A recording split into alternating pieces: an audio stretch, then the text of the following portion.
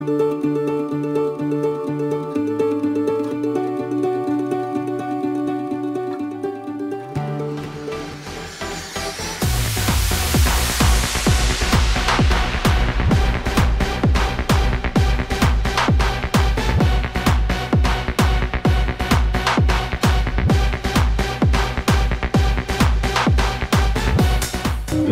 şarabı, Resululuk Mendil başlama.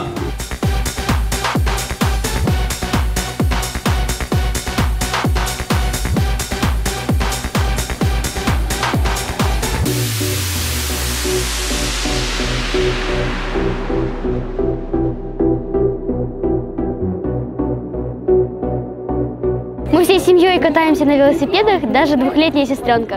Это красивое подтянутое тело, плюс хорошая физическая форма, ну, если это человек уже в возрасте. А для молодых это необходимо. Велосипед – это и экономично, и полезно для здоровья. Всем рекомендую. Кыргыз-Джарны, здоровье начинается с меня.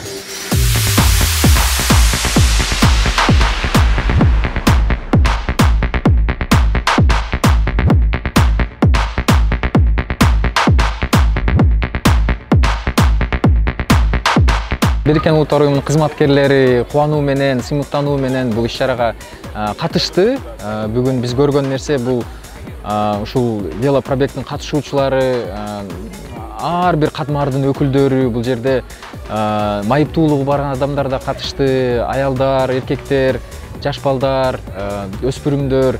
Иши кылып бүт Кыргызстандын коомунун өкүлдөрү мындайча айтканда катышып берди. Бул эмнени билдирет?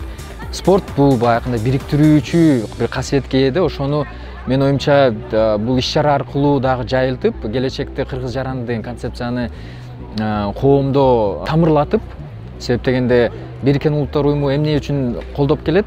Бул Кыргыз жараны деген ушул адам укуктарына негизделген, ар бир коомдун, тобунун укуктарын сыйлаган бир коом түзүлсүн деген ниетте колдоп келет. Все этносы, которые живут в Кыргызстане, должны чувствовать, что мы живем в одной стране.